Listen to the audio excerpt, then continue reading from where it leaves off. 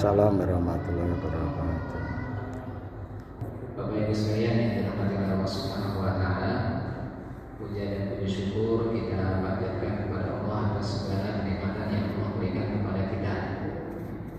Selawat salam semoga senantiasa tercurah kepada junjungan kita Nabi Muhammad sallallahu alaihi wasallam, pada keluarganya, sahabatnya, serta kepada siapapun yang mengikuti jalan beliau hingga akhir zaman kelak.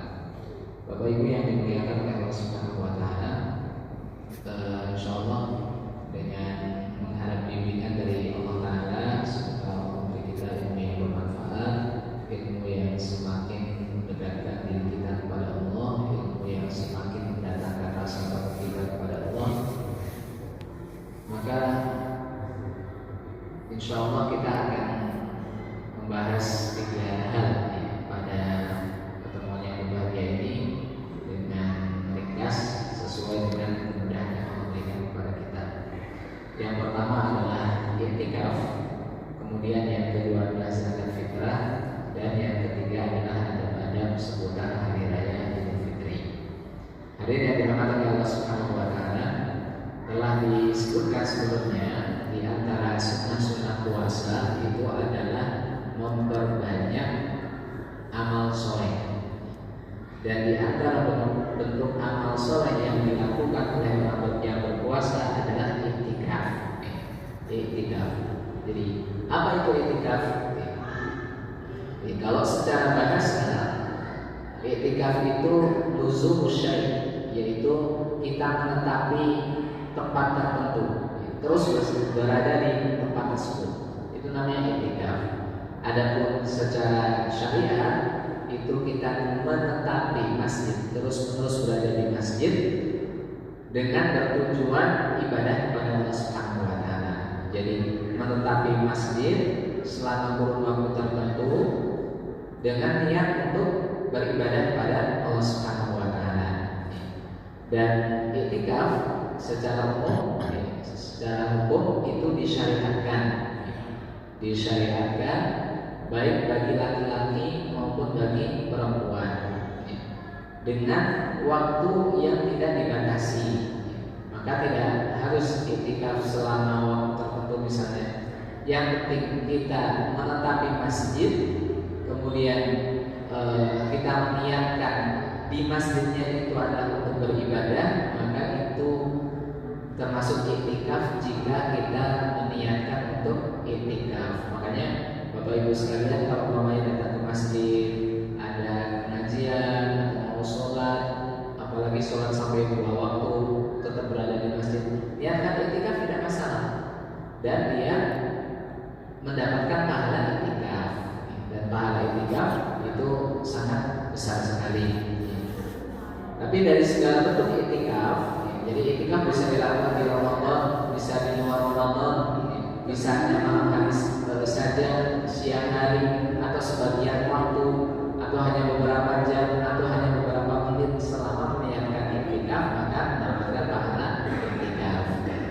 Tapi dari seluruh waktu yang ada untuk i'tikaf, yang paling mulia itu adalah i'tikaf selama 10 hari terakhir bulan Ramadan dengan penuh. Karena itu yang dilakukan oleh Nabi Sallallahu Alaihi Wasallam. Jadi Nabi Sallallahu Alaihi Wasallam sejak hijrah ke Madinah, jadi Nabi berhijrah itu pada tahun ke-14 Hijriah, berangkat pada bulan Safar dari Mekah sampai ke Madinah pada bulan Rabiul Awal, menjalani berbagai macam peristiwa sampai kemudian datang bulan Ramadan, dan seterusnya. Maka Nabi Sallallahu Alaihi Wasallam selalu beriktikaf. Disebutkan oleh para ahli ilmu demikian. Maka ini amalan yang tidak pernah ditinggalkan oleh Nabi Sallallahu Alaihi Wasallam. Dan iktikafnya Nabi itu sehari semalam penuh. Hubungan dengan makhluk Allah untuk kita fokus hanya ibadah kepada Allah SWT. Maka kita menyibukkan diri dengan segala bentuk ibadah yang kita mampu melaksanakannya. Sholat, membaca Al-Quran, berzikir, Berarti kalau capek istirahat tidur tidak mengapa, ya. Tapi jangan sampai memperbanyak tidur juga, ya. Karena fokusnya ibadah, bukan memindah aktivitas dari luar masjid menuju ke masjid. Ya. Kalau biasanya ini jadwalnya nonton TV misalnya, sekarang TV ada di HP, pindah ke masjid nontonnya di masjid. Bukan seperti hari terakhir bulan Ramadan, yaitu supaya kita mendapatkan malam Lailatul Qadar. Malam Lailatul Qadar yang disebutkan oleh Allah Subhanahu wa taala dengan malam yang lebih baik dari 1000 bulan. Allah Subhanahu wa taala berfirman, "Inna anzalnahu fi lailatul qadr wa ma adraka ma lailatul qadri lailatul qadri khairun min alfi syahr." Insyaallah. Itu lebih baik dari 1000 bulan. Nah, kita menghidupkannya dengan amalan yang paling utama. Amalan yang paling utama apa? Sholat. Qiyam Lailatul Qadar. Karena ada hadis khusus yang menunjukkan hal tersebut. Man qama Lailatul Qadri imanan wa ihtisaban, ghufira lahu ma taqaddama min dzambi. Barang siapa yang menghidupkan malam Lailatul Qadar dengan qiyam, dengan sholat, maka akan diampuni segala dosa-dosanya telah lalu. Kemudian memperbanyak membaca Al-Quran, berzikir, dan Ibunda Aisyah istri Nabi SAW pernah bertanya kepada Rasulullah, "Wahai Rasulullah, apa pendapatmu jika aku menjumpai malam Lailatul Qadar? Apa yang aku ucapkan?" Maka Nabi mengatakan, "Quli, ucapkanlah, Allahumma innaka afuwun tuhibbul afwa fa'fu anni." Maka permohonan yang paling utama itu memang mohon supaya kesalahan kita dimaafkan oleh Allah. Sudah, kalau kita dosanya dimaafkan oleh Allah itu kenikmatannya sangat agung, sehingga kita tidak termasuk orang yang didoakan kerugian oleh Nabi SAW. Karena Nabi pernah naik mimbar, dia tiba-tiba mengucapkan amin, amin, amin, ya. Maka para sahabat bingung. Kemudian ditanya, kenapa kamu mengucapkan itu? Ya. Maka disampaikan oleh Nabi kepada para sahabatnya bahwasanya ketika itu ada Jibril, dan Jibril mengungkapkan 3 pernyataan dan menyuruh Nabi untuk mengucapkan amin. Semoga Allah mengabulkan. Apa itu? Yaitu secara umum, orang yang sudah terbuka kebaikan untuk dirinya yang sangat besar, tapi dia melewatkannya, dia tidak tertarik.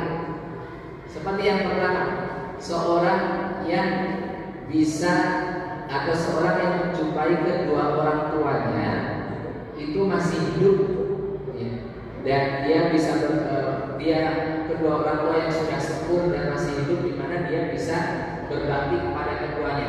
Tapi orang tuanya yang sepuh itu tidak mampu memasukkannya dia ke dalam surga, tidak mampu menjadikan orang tersebut masuk surga.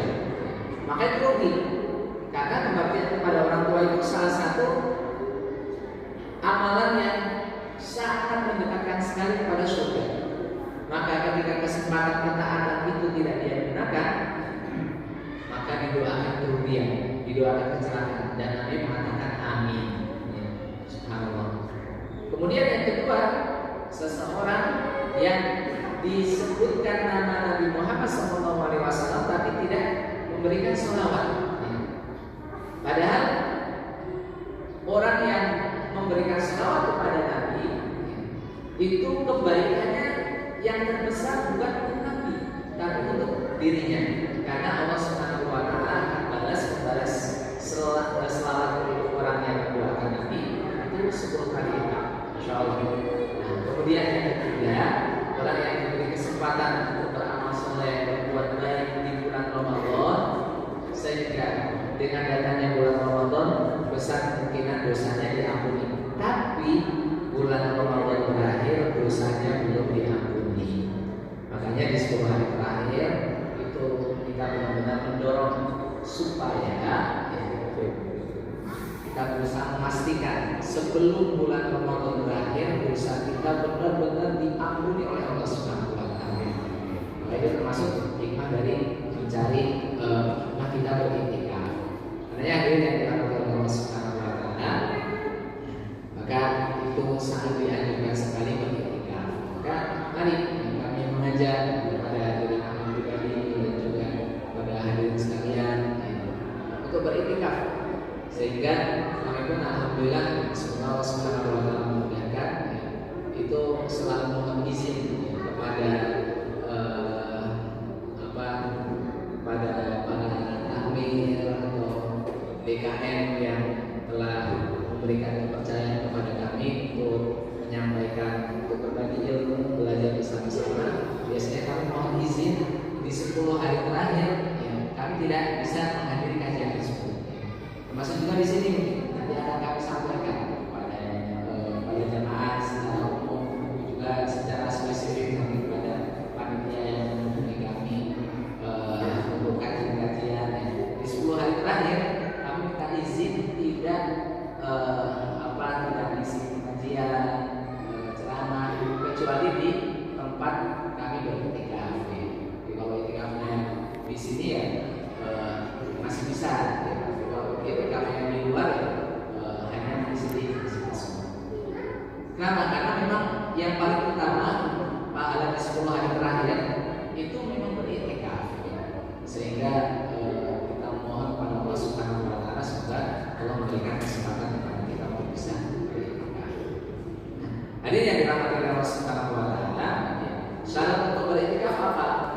Yang pertama Islam, berakal, sudah najis, kemudian niat seperti yang telah kami sampaikan sebelumnya, dan ini hampir sama dengan niat syarat-syarat ibadah yang lainnya. Hanya saja kemudian syarat selanjutnya adalah karena iktikaf itu harus di masjid. Jadi iktikaf harus di masjid. Kemudian karena iktikaf itu harus di masjid, atau ulama juga menyebutkan di musola dalam apa yang penting ditegakkan di dalamnya sholat lima waktu.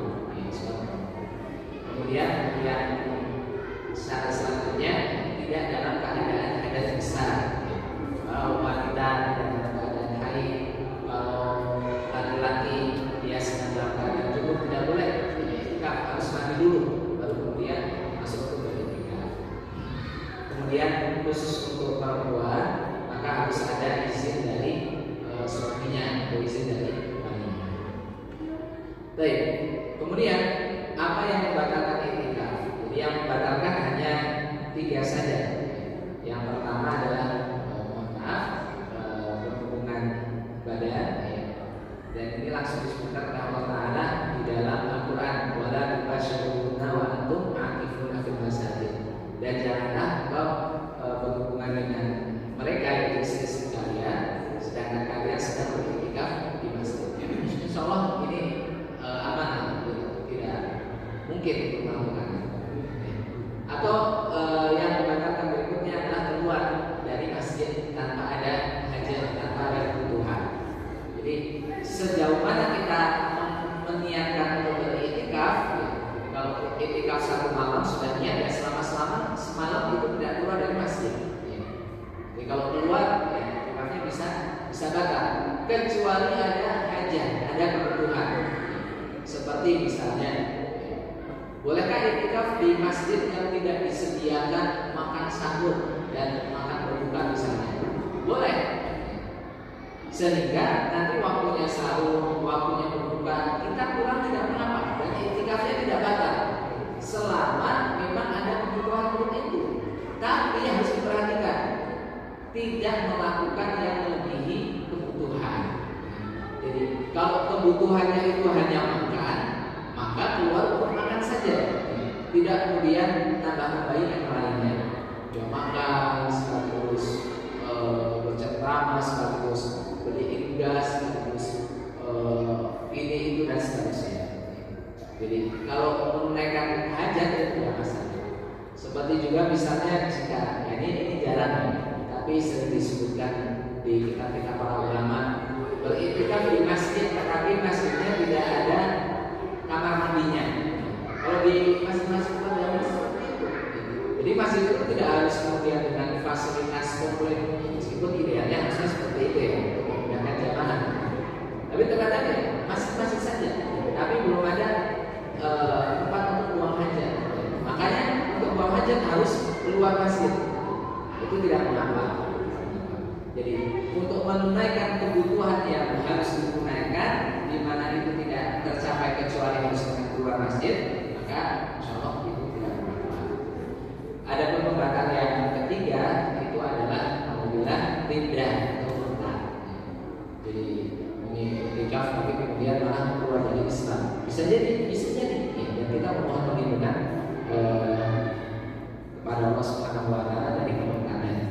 Apalagi di zaman sekarang, kalau itikaf misalnya tidak serius, tidak sungguh-sungguh, sehingga secara fisik itikaf, tapi secara aktivitas, secara pikiran melayang kemana-mana.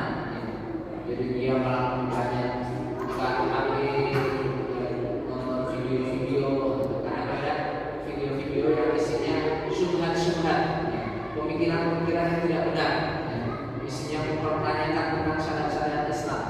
Ujung-ujungnya alhamdulillah kalau umpamanya sampai kepada Islam, maka kita itu batal.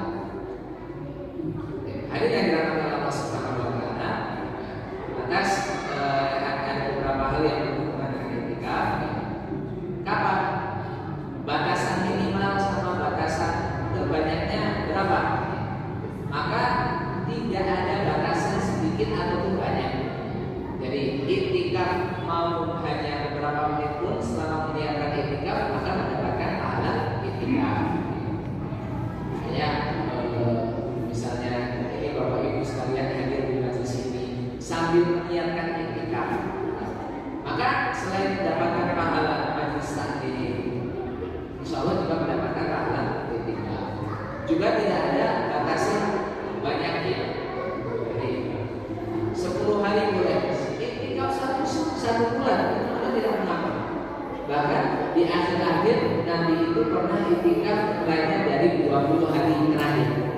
Jadi begitu selesai 10 hari, malam ke-11 Nabi sudah mulai itikaf. Itu tidak mengapa. Bahkan kalau umpamanya kita dari hari pertama bulan Ramadan misalnya itikaf, tentu saja tidak mengapa. Itu juga baik. Baik. Tapi yang paling pertama seperti yang telah kami sampaikan, yang paling ditekankan adalah 10 hari terakhir karena itu yang paling sering dilakukan oleh Nabi Sallallahu Alaihi Wasallam. Kalau umpamanya kita menginginkan iktikaf 10 hari terakhir, kapan waktu masuknya dan kapan keluarnya? Jika niatnya adalah 10 hari terakhir, maka masuk masjidnya itu sebelum adzan maghrib. Karena tidak sempurna bilangan tertentu kecuali dia memulai dari sebelum bilangan tersebut. Jadi kalau umpamanya dia iktikaf 10 hari terakhir tapi masuknya setelah sholat maghrib atau setelah isya, maka ada beberapa bagian waktu yang dia lewatkan. Karena dari awal waktu adzan maghrib itu sudah masuk malam, Tapi tentu saja yang memulai setelah tarawih misalnya setelah isya itu lebih baik daripada yang nantilah jam 10, nantilah pertengahan malam saja. Tapi yang lebih utama dari itu semuanya adalah yang mulai dari maghrib itu sudah di masjid. Jadi posisi malam itu dia sudah benar-benar berada di masjid. Apalagi kalau itu adalah malam Lailatul Qadar. Dan kita sengaja tidak menyebutkan kapan itu malam Lailatul Qadar supaya kita mencari. Jadi anggap saja setiap malam itu malam ganjil sekarang. Karena puasanya berbeda. Ada yang kalau sekarang sebagian ganjil, sebagian genap. Jadi memang Nabi menyebutkan kalau mau mencari malam Lailatul Qadar ya cari di malam-malam ganjil. Sekarang ganjil yang mana? Ganjil versi mana? Bismillah, semuanya ganjil insya Allah. Sehingga kita serius dalam mencari malam Lailatul Qadar di setiap 10 malam terakhir di tahun ini. Baik, hari yang dirahmati oleh Allah Subhanahu wa taala,